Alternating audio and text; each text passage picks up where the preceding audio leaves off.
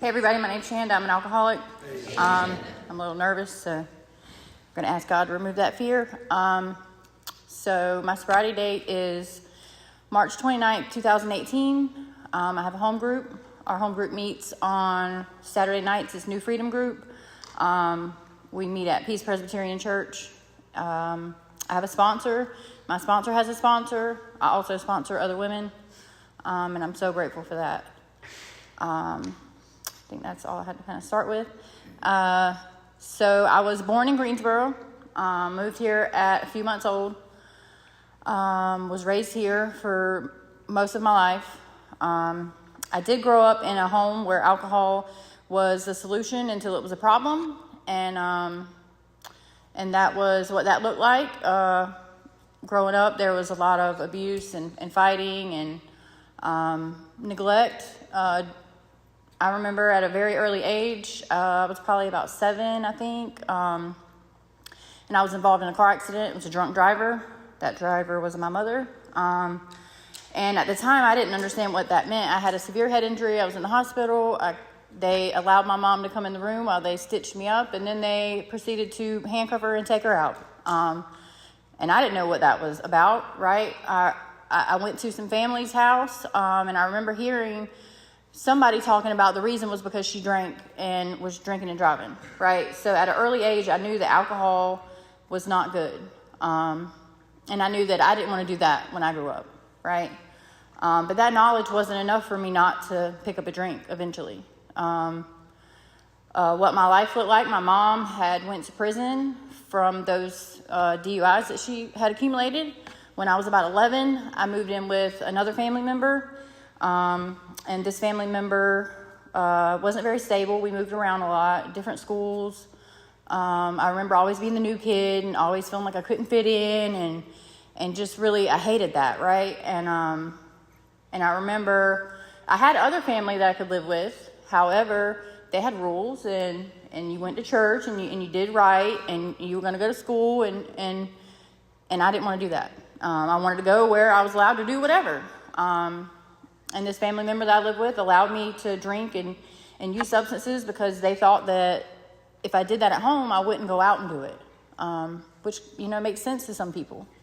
However, for me, when I picked up that first drink and the first substances, I immediately wanted it as often as I could get it, as much as I could get it, right? I think I drank alcoholically from the get-go. I couldn't drink every day, obviously, because I couldn't get it every day. But it set me on a path of chaos, right? And because I grew up in an alcoholic home, that did not make me an alcoholic. Let me preface it with that. I have other family members that grew up in that, and they did not turn out to be alcoholic. For whatever reason, I did. I think that there was probably a point where I could have stopped and, reeled it in, but I didn't. For me, when I started, I couldn't stop. And that just, anything that I could get, I would use in excess. It didn't matter what it was. And I was, probably 16 years old. I left that family member's house. A bunch of different things happened that kind of snowballed. There was some foster care that was in there. There was, just a bunch of different things. My biological dad came. Well, my dad that raised me died when I was 14. Let me say that. Great man, raised me from the time I was a few months old until he died. And then I had met my real dad at some point in between there, but he really wasn't active. And when I was 16, I went to go live with him in Greensboro, and he had went to the courts to get temporary custody of me. I was down there for a week. I met my younger siblings. It seemed like it was great. Everything was going good. When we came back to go to court for him to get full custody, that morning he had me pack all my stuff, and I couldn't understand why. And my younger siblings were super upset because, I was like, I'm coming back. I'll be right back. I did not know that he had been calling the family that was here in Fayetteville, telling them that he hadn't done it in 16 years and he wasn't going to do it now. So that was my big rejection kind of that happened. He brought me back and just dumped me out. Like he said he had 2 other kids and he couldn't take care of me. So that was like a big rejection for me from a father figure. You know, my dad had died, and then this guy didn't want me. So growing up, I didn't really have a relationship with God. I went to like some youth stuff with people, but I didn't really have a relationship. I didn't know what that Heavenly Father kind of thing looked like. And I already had an idea of what a father looked like.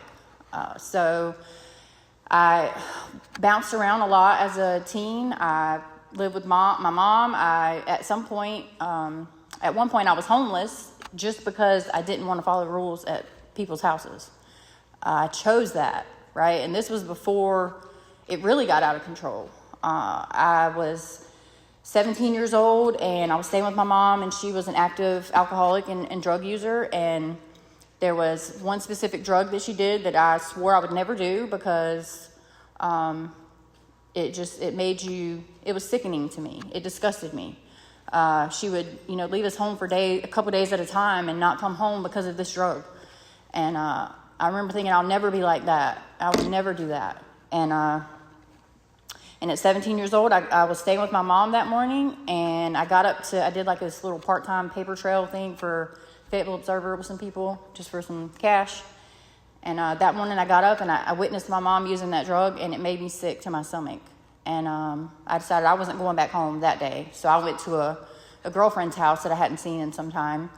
And I got to this girlfriend's house, and it was maybe 3 or 4 hours later. And I asked her what she was up to, and she proceeded to use that same drug in front of me. And I know this is Alcoholics Anonymous, but this is so important for me to share. She gave me the shotgun from that drug, and immediately upon that moment, I wanted to know how to do that as often as I could. And that phenomenon of craving, was immediate. So I went from being absolutely disgusted from seeing my mom do that, and I couldn't believe she would do that in front of me, to willing to do whatever it took to get that drug. I spiraled really quickly. It led me down roads that I'm not proud of, that are just, hopelessness, right? And some family seen me and thought, I'll bring her in and we'll rescue her, right? And they did.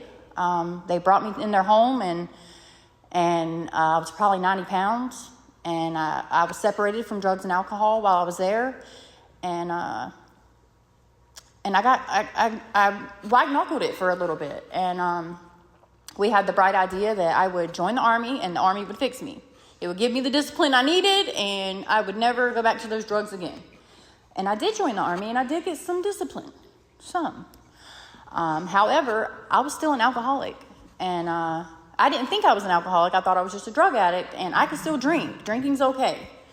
I wasn't able to see the unmanageability that happened in my life when I drank, and how I didn't have any control over it when I started. I didn't know about the physical allergy that we have learned in Alcoholics Anonymous. I joined the military. I went to basic training. I had to put on weight I had to get a waiver to join because I didn't weigh enough. And I went, and in AIT, I would still on the weekends black out, drink alcohol. And I didn't think that was a problem. Everybody was doing it. And I luckily didn't get caught when that happened, or I probably wouldn't have stayed in the Army for that time. I proceeded to come home. I was in the Guard, so my unit was out of Benson. And everybody in the Army drank. So if you didn't know how to drink when you got there, they kind of taught you how to me. But not everybody drank alcoholically. Would they drink a little bit, or some drink a lot? Yeah, but would they still do what they were supposed to do? Most of them would. I was not one of those people. I had a lot of consequences. I had quite a few Article 15s while I was in. I would get in trouble for showing up to work drunk. That is frowned upon when you're overseas and you have a loaded weapon. They don't like that. They do take your weapon from you. I just kept having these consequences, but I couldn't understand why nobody else was getting them. Why are y'all picking on me? They have problems too. And I could never look at myself. I always looked outwards. If you grew up the way I grew up, you drink too. If, they're picking on me kind of thing. And I was close to my ETS date. We deployed. And during that deployment, I went from an E5 to E1. And I'm not proud of that by any means. That's just my story. I came home, and right before I deployed, I got my first real hostage. We got married. We wanted to get married right before, because, you make more money when we were both in the Army. So we thought we would get put on a base together because that's what they promised. That didn't happen for us because I had to work the SSA yard, supply yard. And so we got to see each other occasionally. And alcohol led me to do things that I didn't even know what I was doing, and led me places that I wouldn't have went sober. And things happened, right? My husband was not faithful, and I can't really blame him. I was bat crap crazy. I didn't see that then, that I was causing him all these problems. I just thought, poor me. By the time we came home, I came home from overseas, and we got a divorce. And within a few months, me and my mom had this really volatile relationship at that point. We would drink together, use together, whatever. And I was so selfish, and I was so stuck in myself. I had came home from overseas. I found a new hostage. He was on Fort Bragg, and I was in the Wounded Warrior unit there, mainly due to my alcoholism, but also to a back injury. And while there, I was dating this guy. He didn't really drink. I did. And I had hurt my back, so they gave me medication that eventually they stopped giving you because you shouldn't be hurting anymore. And I continued to do it. I took his or whoever else's I could get. And then, me and my mom had this rough relationship, right? And we didn't really get along much. But I was like one of the only ones that would really answer her phone call when she called, because everybody was sick of her drunk crap, like I later started doing. And I only share this part because it just shows my selfishness, right? My mom had called me one night. We were arguing and fussing, and I'm drunk, right? Don't even got my crap together. And I tell her not to call me until she has her crap together. And the next day, my phone rings, and I vividly remember hitting ignore because I was hungover and I didn't want to hear it. And then, a little bit later, other family members start calling me and saying, "Hey, something's up with Mom." And I decide that I'm going to go look for Mom. I called her first, and she didn't answer. And then I called the house, and her boyfriend said she wasn't there. And I said, well, I guess I'm going to go look for her. And I selfishly tell the guy that I'm with, well, what if I find her dead? And he's like, you call 911, dummy. He was an infantryman, so he was really hard anyways. And I selfishly said, well, then we wouldn't have to deal with her anymore, right? Because I was so selfish. Needless to say, I ate those words. I got to my mom's home and found her with a self-inflicted gunshot wound, and did not know that was going to happen. And that for me was a real turning point. I didn't have any children. I didn't care at that point. I was already full-blown alcoholic. I didn't care whether I lived or died. I drank and drove. I just didn't care. I was so hurt by that decision that she made. I couldn't understand why, right? And I was so upset about it. Well, I could never do that to my family, put that pain on them, because I know what that felt like. And I remember I got in another relationship. It was with a guy that I knew my whole life, and he was like my high school, whatever. And we got together, and I was just drinking to escape. I lived to drink, and I drank to live. That's really what I did, and whatever else I could get, because I didn't want to feel anymore. And I had a lot of guilt and shame, from how I had acted and the things that I had said. And still today, I wish I could take those things back. I can't, so I live with that, right? I have to live amends today for my mom. But so I was in this relationship, and I would get so intoxicated that I would try to take my own life. And I would not know that. And I would wake up the next day, and he would tell me, Chanda, you tried to jump out of the car on 95. What is wrong with you? And I would be so sad, and I would have so much guilt, shame, and remorse. I can't believe I almost did that to my family. I'll never do that again. I'm not going to drink anymore. And I would mean that. I could probably pass a lie detector test. I was not going to drink anymore. And then something would happen, and I'd be drinking again. And then that just continued. And it got to a point where I would wake up in the morning and I would just look at his face and I would know if I had acted a fool the night before. And I didn't even have to say anything or ask him. I just knew. And then I would, swear again, I'm not going to do it anymore. Well, I continued to do it, right? I really didn't think I knew I had a problem, but I didn't want to accept that, I guess. I didn't want no one to tell me what I could and couldn't do. And then, a little while later, I get pregnant, and with my first child, he gets put in sobriety court because he had a few DUIs. I didn't have any DUIs. I had it together, right? So he has to go to AA, get a paper signed, and I happily went with him and thought, this is for all of y'all, but not me. I haven't lost a home, and I haven't, had a DUI, and I've never been arrested, so surely I don't have a problem. And I would not identify with those people in that room. I just said, I'm 24, I'm young, and I can get this together when I'm ready. And I was not able to stay sober that pregnancy. And by the grace of God, my daughter was born healthy and happy, and she's such a blessing today. And then later, me and him would split ways, and because I wasn't a good girlfriend when I was drunk, and he wasn't either. Really, we just weren't for each other. And then I got another hostage, and I got pregnant immediately with my son. And by this point, I was into some super hard stuff and was not able to stop. And by the grace of God, he survived that pregnancy, and still to this day, I do know how. I know it was God, right? He had his hand on him. And so I just kept getting these people that we would be abusive towards each other, and we would, I like people that drank like me and used like me, because that's what I didn't want no one to tell me I was doing something wrong. And it got to a point where my friends would be like, are you really drinking in the morning? And I'm like, yeah, your headache will go away. And when my friends are telling me that I'm drinking too much, clearly I'm drinking too much. Like I wanted to get new friends then, ones that drank in the morning. But, and then, slowly but surely it just kept getting worse, right? So, I left that relationship with my son's father. It was extremely abusive. To this day, I'm scared of that man.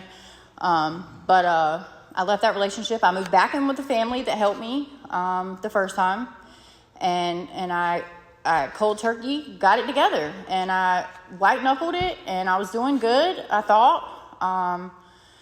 And then over the years, I would have multiple relapses. I would continue to relapse. I guess it's not a relapse because I wasn't in recovery. I would pick back up again. But I would tell myself it's going to be different this time. I'm not going to do that hard stuff. I'm just going to, drink some wine. I remember being in college thinking, if I just drink a little bit of wine, this paper will be so much easier to write. And was it easier to write? It was, but did it make sense? No, it didn't. But I would think that it was classy to drink that. And I would think I'm not going to do anything else, and it's not going to get out of control this time. And then it would get out of control. And I had a period of almost 3 years, and I had been doing good. And my best friend of 21 years died.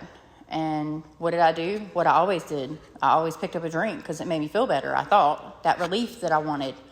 And I picked up a drink. And then it led to, the other stuff, right? And it was just so out of control. And when they say it's progressive, it is absolutely progressive. I picked back up in January, and by March, I was suicidal. I was neglecting my children. It was horrible. And then I had some family come, and they noticed some stuff was going on, and they said, hey, you're either going to get it together or we're going to take your kids. And in my head, my life was still manageable. I still had a house. I wasn't paying the bills. I still had a car. I was about to run the transmission out of it. I still had a job. I'm sure they were going to fire me soon enough because I was in active, use and drinking. And I would do that on the job. And so I decided, or my family decided they were going to do an intervention. And I wouldn't say the interventions work, but I think there was a part of me that wanted to change. I wanted help. I didn't want to live like that anymore, but I didn't see a way out, right? So they took me, I went to my sister's house first, and then we quickly realized that I needed a medical facility, that I didn't need a detox at home. And I went to Roxy Detox, and at that point, I had a relationship with God prior to that, right? And I went to a church, and every time I would relapse or I would pick back up, they would pray over me, and they would say, if you want it gone, it's going to be gone. And then I would pick back up again, and I couldn't understand why. I thought like either God didn't want to have nothing to do with me, I was a defect, and he just couldn't fix me. And I just thought, this is the cards I was dealt. This was my family life, so this is going to be mine. And I really didn't, when my best friend died, I did not want to have a relationship with God at that point. But I got in that detox, and I sat there, and I can remember sitting on that plastic bed in the Roxy Detox and crying out to something. I didn't know what at the time. Please help me. And I was like, I'm just so alone. At that point, no other family members in my family are alcoholic or addicts. My mom had already passed away, and we were like the only ones. And I just felt like nobody understood me or knew me. I didn't fit in. And I'm sitting in this detox, and I cry out to God. And they come knock on my door, and they say, hey, you need to come here. We're having a meeting. We didn't have an option. We went and sat in that meeting. And I'm so grateful for that. It was like 4 or 5 people came in, and it was an AA meeting. They came in and they shared their story. And I remember immediately thinking, oh my God, I'm not alone. Like, these people are my people. And I'm so grateful for that, right? Like, I didn't know at the time that was a spiritual experience that I had happened, that God had answered my prayer right then, because I didn't think AA worked. I had done AA before. I'd already did that. But I didn't really do it. I just went and sat in a seat, and he got his paper signed, and I'd dirty chip. I'd pick up chips and say I was clean, and I really wasn't. And I got a sponsor. I did. I asked the lady to sponsor me, and I don't even think I got her phone number. So I got a big book, and I drew all on the outside with pink highlighter. I thought that was cool. I remember not too long ago, I seen a memory pop up on my Facebook, right? And I'm sitting there holding my little girl, my first daughter, and I'm holding her, and there's a cup right beside me, and right beside that is the big book that I had, that I never even read. But I thought AA it didn't work, because I wouldn't identify, and I wouldn't actually work the program. I just warmed a seat. And so I sat in that detox, and I decided I'm going to stay here for the whole time I'm supposed to stay, and then I'm going to go home, and I'm going to go back to work, and life's going to be great. I did apply for a treatment center while I was in there, and I did, by the grace of God, get in one. And in that treatment center, we were required to get a sponsor and work the 12 steps. And I got a sponsor. And the first thing she told me to do was pray in the morning and ask God to keep me sober, and pray at night and thank him for keeping me sober. And I didn't want to do that. But I didn't want to die. And I knew that if I didn't do something different, I was going to die. Like, the whole time I was in the Army, they tried to get me sober. I wasn't able to get sober through those first 2 pregnancies. Just nothing had the power to sober me up. And I was willing to do whatever. So I would get down on my knees in room number 5, and I would pray probably to the sheet, because I didn't want to have nothing to do with God. I just said, please keep me sober. And at night I would say thank you. And we started working those steps. And in that same room, we got down on our knees and we did the 3rd step. And I really, I knew when I got here that I was powerless over alcohol. I did not think my life was unmanageable, because I still had these materialistic things. But I didn't realize the unmanageability was on the inside. Like, I was spiritually bankrupt, as it says, or people say. I was just at the end of me. And while there, we started working those steps. And something happened, like, in the process of that. Like, I started to be a little less selfish. I started to think about other people a little bit more. And we went through those steps while I was there. I said I was only going to stay 30 days, and then, my thought processes started to change, and I stayed for 30 days. And then when that got there, I said, well, I'm only going to do like 90. And then 90 days got there. And then I said, okay, I guess I'll do the whole 6 months. And I did that. And I did the 6 months. And my little sister, who no longer, she doesn't have any children, she had my kids. The whole time I was in there, I kept saying, I got to get home to my kids. Like, I need my kids, you know. And they kept telling me, Chanda, your kids need you back well. They don't need you back quick. And I'm glad I listened to that, because I know that if I would have left there, I would not be standing in front of you guys today. Without a shadow of a doubt, I know I wouldn't be here. So I couldn't understand why my mom had done what she did, right? Just not too long ago, I was able to get an autopsy report, and the contributing factors to that was the 0.44 of alcohol that was in her system. And they state that on there. You know, today I know that if I pick up another drug, I'm going to die, because the way it is out there now, it's not a matter of if you die, it's when. And I know that if I pick up a drink, I'm slowly going to commit suicide, if not quickly. And I know that. And I'm so grateful that I know that today. It took me going to Alcoholics Anonymous to realize that, one, I have a physical allergy, that when I pick up a drink or a drug, I'm not going to stop until something stops me. And that's not going to be myself. And I can't control it. I'm not going to be able to control it and manage it and it be okay. Because I would always tell myself, it's just going to be a couple, and I'm not going to do what I did, before.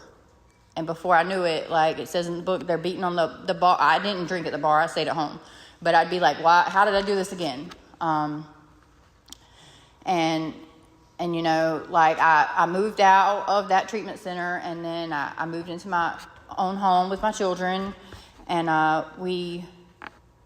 at first I thought, well, I can kind of not go to meetings for, right now, because I got these little kids, and they're going to be disruptive to the meeting. And maybe they probably were.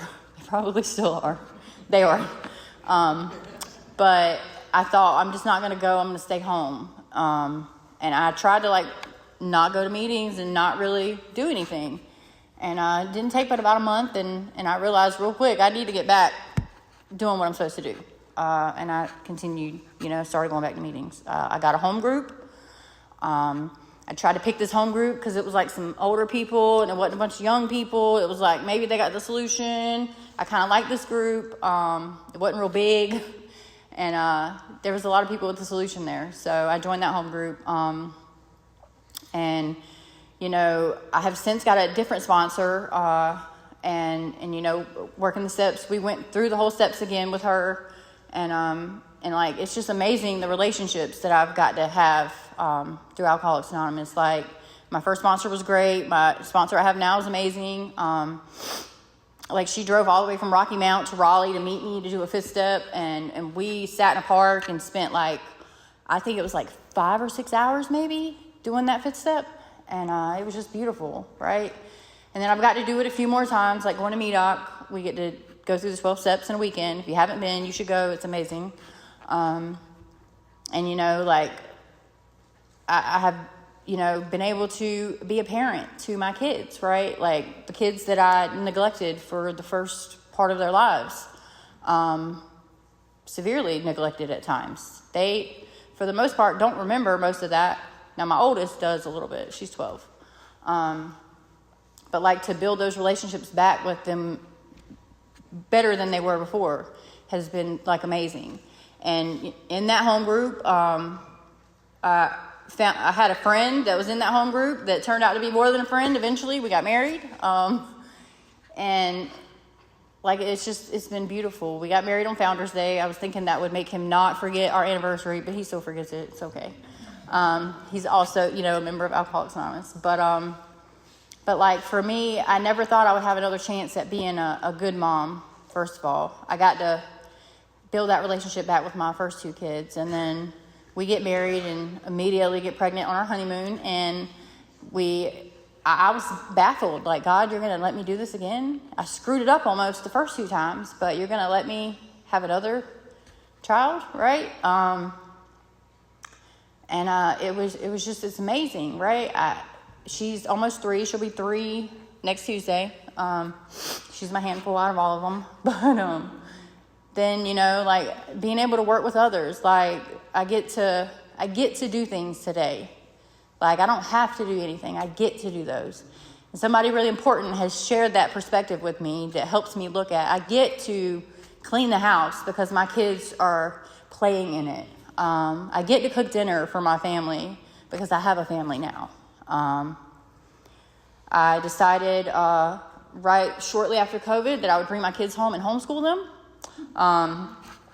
10 out of 10, I do recommend, but it's been amazing. Like I dropped out of high school twice and college a couple times, and today I'm able to homeschool my children. That has been amazing.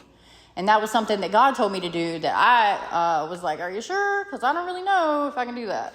We've been homeschooling since their third year, and they're passing, so that's good. I have them doing some online stuff because I'm not the best math person. I was just looking today. My son has a 4.0, and my daughter has a 3.7, and that's amazing. And so, like, I've been able to do that, and then I get to go on Monday nights to this amazing treatment center that helped me save my life, and I get to hang out with these women and read the big book on Monday nights. And that's amazing to me because, like, before, I would have never thought that I would be able to do that, right? And it's not me doing it. It's God. And, you know, throughout my sobriety, I have went through times where I was not very spiritually fit. I was not doing an inventory. I was not looking at myself. When I talked to my sponsor, I would just tell her life is great, and I wasn't being honest. And, you know, she can't help me if I'm not being honest.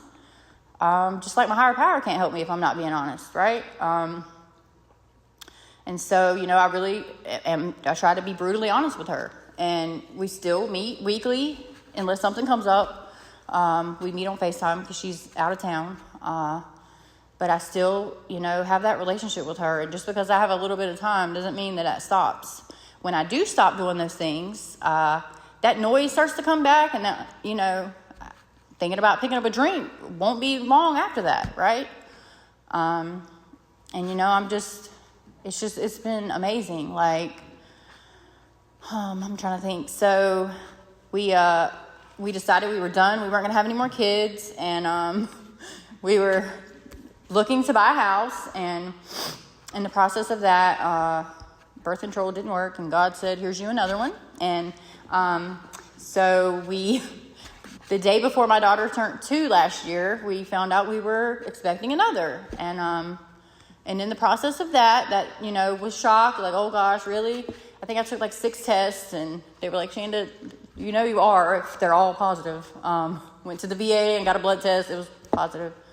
And in that, you know, we decided, hey, we told our realtor, Jen, if you need to buy a house, Jen. But we were like, hey, we need a bigger house because we're going to have another baby. And she got to be a part of that reveal to our older kids. I tried to hide it for like ever, and I was like, God, they're going to figure this out because like I'm starting to show. And it was just amazing. Like in the process of us revealing the house to them, we revealed to them they were going to have another sibling. And we found out about 12, 13 weeks in that she would possibly have an extra chromosome. And that was a whole thing in itself because that was scary, right? I didn't know what that looked like. And it's been the most beautiful thing ever, and I just love her to death. Just makes her extra special. But in the process of my sobriety, things have still happened. Life has happened. There was a time period in 2021 where I really felt like God was telling me, make sure you're reading, you're doing your inventory, really, I knew I was supposed to be having a relationship with him. I'm supposed to do that anyways, right? But I really felt like this unction to keep pressing through, and I would pray for the willingness to be willing, like, God, please help me have the discipline to do what I need to do. And I was doing that for a few months, and then I was baking cookies with my kids and for Santa, and I got a phone call that my oldest daughter's dad passed away on Christmas Eve, and I couldn't decide how I was going to get through that. Like, I didn't know. I had never dealt with death or loss in sobriety, or I had never dealt with it and not picked up, right? In life, that's what I always did. But because of this program, I knew what to do. The first thing I did was call a friend that has been through the same thing. And then I called my sponsor. And I cried out to God, what do I do, right? And that's been a journey in itself. I get to be her comforter today because God has allowed me to survive the things that I shouldn't have survived. And I'm not 100% sure what that is, why that is all the time. But today, I have a purpose to help people in Alcoholics Anonymous, to share my story, because God didn't bring me out of all this stuff for me to keep it to myself. And I used to think that, I don't want to tell these people none of this stuff. That, it's shameful. And I don't feel that way today. Because I know that whatever I've been through, it can help somebody. And that's for all of us. Today I get to sponsor other women. And it's just amazing that God can do that. Somebody that was as selfish as me. And I can still be very selfish. I have to ask God to help me with that. But for someone that didn't want to have anything to do with women, I don't want to be friends with them. They're, whatever. Today I have a lot of beautiful women in my life, and I know I can count on them because of this program, right? And today, my family don't have to hide their purses when I'm at their house, and they let me have the key to their house to walk their dog or whatever. And they don't have to worry today that Shanda's going to do something she shouldn't do. And that's beautiful to me. I'm so grateful to have that. All my relationship with my family has been restored. And that relationship with my biological father has been restored to an extent. We talk occasionally. And I've been able to share what Alcoholics Anonymous has done for me to him, because he could probably use a meeting. But he said he tried that. So, today I'm so grateful that life today has a new meaning, and I have a relationship with God today. It grew out of praying on the floor to whatever, to really having a relationship with God today. I try to pray in the morning. I do try to do my inventory at night. When I stop doing that, it's very evident, especially to the people around me. And I have a husband that's in Alcoholics Anonymous, so, don't tell your spouse to call their sponsor. It's not, if they're in AA, they don't like that. I don't like that. But, today we have a solution, and the solution for me works for everything. It works when things are going great. It works when life happens and things aren't going great. I know what to do, and today I'm grateful that I'm an alcoholic because I have a solution. Had I not stumbled into Alcoholics Anonymous, I wouldn't have a solution for life's problems today, And I'm so grateful that I was asked to speak. I'm grateful that I have a family member that's here tonight that has never heard me share my story, and it means a lot because she's been there through it all. And I'm just so grateful for all you guys, and I think that's all I have. If you're new, don't just sit in a seat. Get a sponsor. These steps are beautiful. Being able to make amends today and not be scared to do that is a beautiful thing. And being able to be of help to somebody instead of a burden, right? Life is just amazing today, and I thank you all. That's all I got.